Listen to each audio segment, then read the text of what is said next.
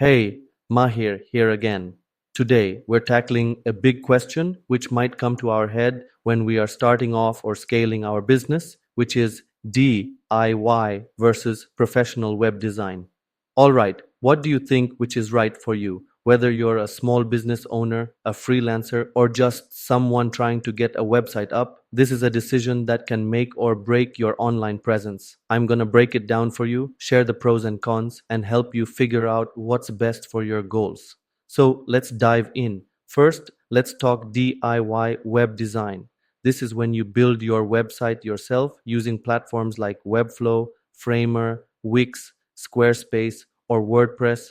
And let me tell you, DIY has come a long way. It's super popular and for good reason. The big reason is its cost effectiveness. You can get a site up for as little as $10 to $20 a month with most platforms. If you're on a tight budget, like say you're a solopreneur or a startup, this can be a lifesaver. Plus, you've got full control. Want to tweak a button color at 2 a.m.? Go for it. You don't need to wait for anyone. And these platforms are beginner friendly. They've got drag and drop builders, tons of templates, and tutorials that make it feel like you're a pro, even if you've never coded a line in your life. But here's the flip side: DIY takes time, a lot of it. Even with those slick templates, you're still learning the platform, picking fonts, messing with layouts, and probably Googling, why does my website look weird on mobile? If you're juggling a business, that time adds up fast. And while DIY sites can look good, they often miss the mark on advanced features like SEO optimization, custom functionality, or super fast load times. I've seen DIY sites that look pretty but don't rank on Google or convert visitors because they're not built with strategy in mind. Lastly, if something breaks, like a plugin crashes or your site gets hacked, you're on your own, and that can be a headache. Now, let's switch gears to professional web design. This is when you hire a designer or agency to build your site from scratch or customize a platform for you. And yeah, it's a different ballgame. The biggest pro for this is taking help from an expertise hand. Pros know what they're doing. They'll design a site that's not just pretty but strategic, optimized for search engines, user experience, and conversions. Want a site that turns visitors into customers? They've got you.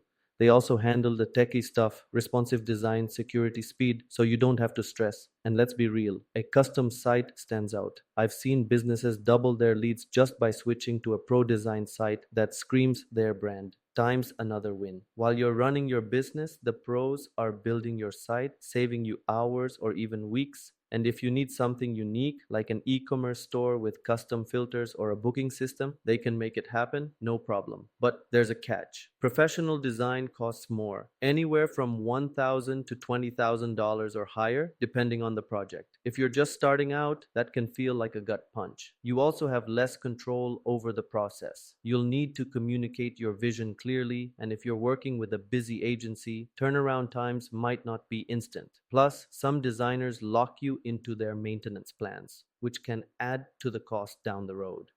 So, how do you choose? It really comes down to three things: your budget, your time, and your goals.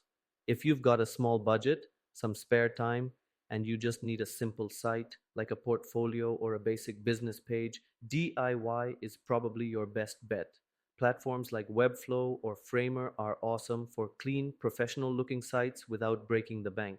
But if you've got the budget, limited time, and big goals like driving sales, ranking on Google, or building a complex site, professional design is worth the investment. A pro can create something that pays for itself with better results. Here's a quick tip: you don't always have to choose one or the other. Some folks start with a DIY site to get going and then hire a pro later to level up. It's like building a house. You can start with a cozy cabin and add a fancy wing when you're ready. All right, let's wrap this up.